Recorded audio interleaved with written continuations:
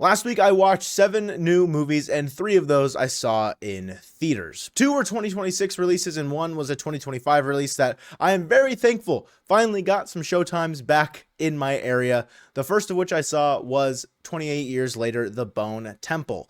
This is my highest 2026 release rating so far. It was a 4 out of 5 for me personally. Nia DaCosta directing, Danny Boyle producing, Alex Garland writing. There's still that 28 blank later group at the core. You have Alex Garland, you have Danny Boyle. Danny Boyle directed the 28 years later first part of this 28 years later trilogy that came out last June, and I watched that as well this week, but obviously didn't see it in theaters. And after seeing The Bone Temple, it made me wish I had seen 28 years later in theaters last year. I really enjoyed both of these iterations into the franchise, but I will say the one I saw in theaters, might be a little biased, I enjoyed quite a bit more. But it wasn't just the theater experience. I do think that the motifs and the messaging and the characters in general were more enjoyable for me and what I like out of a movie. And that might be because I'm not the biggest 28 blank later enthusiast. I like the movies. I don't love them, but I will say I loved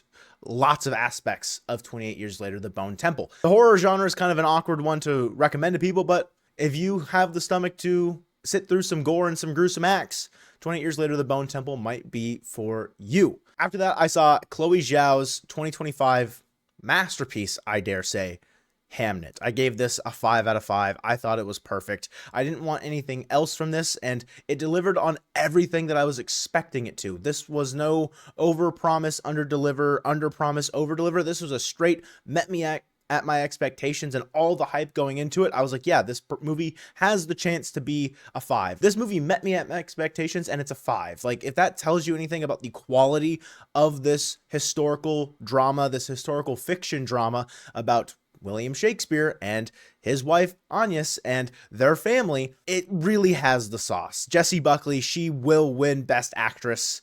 She's like, if she doesn't, I don't know. I guess Rose Byrne is probably the unfortunate 2 in my head. I have not seen If I Had Legs, I'd Kick You, but I've heard very good things about Rose Byrne's performance in that, but I don't know, and it could be recency bias, how anyone this year stacks up against Jessie Buckley and her performance in Hamnet. The guttural screams that shook me to the earth, essentially. That movie was so grounded and so beautiful and so pure. It was elegant. I loved it. And I was crying when the lights came on and I was betrayed by the people in the theater. Also, the theater next to the one I saw this in, the movie's pretty quiet. It's not a loud movie. You have to really be kind of paying attention.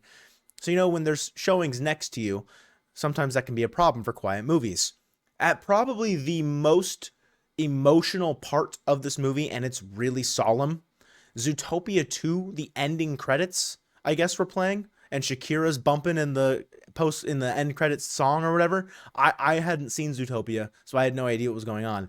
And my girlfriend, who I saw this movie with, she leaned in, she goes, Zootopia's next door. And I'm like, oh, that makes so much more sense. So we're just sitting there trying not to sob, but also trying not to laugh at the same time because of just how funny the situation was. If for some reason Hamnet and you have not seen it and it is available in your area in the coming weeks, likely to get more interest and more eyes on it coming, with the Oscars coming up soon, I highly recommend you see Hamnet if you're into historical drama and historical fiction. I ended my movie watching week by seeing Gus Van Sant's new film, Dead Man's Wire. This stars Bill Skarsgård and Dacre Montgomery. I thought this movie was awesome.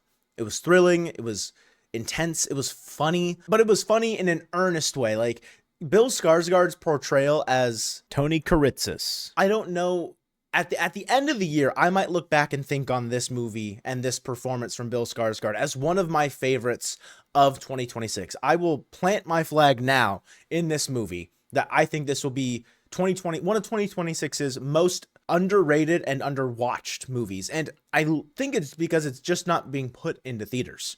There's only 2 days this week that I saw showtimes available for this in my area that was not super far away. And could that be a problem for people like me who maybe live in more of a rural area? Absolutely. It's a tough pill to swallow when you don't really live near the metro and the urban areas where you're going to see a lot of showtimes for movies like this that aren't really being marketed a ton, but this movie, it's definitely worth your watch if you like a thriller, if you like, I mean, it's a drama in and of itself as well. Like, drama's the core aspect of a lot of these movies, and I think Dead Man's Wire delivers on a lot of story beats that you'd want from a based on a true story drama thriller. That Bill Skarsgård gives a wonderful performance for a deluded man who thinks that he's been wronged, and Dacre Montgomery gives this very cool, calm, and collected performance, which was needed in order for his survival, because Tony Kuritzis is famous for kidnapping somebody, and you'll just have to watch Dead Man's Wire to find out how it transpires. I really would recommend that one. I gave this a 4 out of 5 as well. It was my, I think, lowest ranked of the 3, but a 4 out of 5 when you're competing with 28 Days Later, The Bone Temple, and Hamnet is not anything to slouch at. So again, any of these 3 movies, if they're up your alley in any way and you're contemplating whether or not you need to go to the theater and see it, I think they're all great theater experiences, and I definitely would recommend all 3 of them to be seen.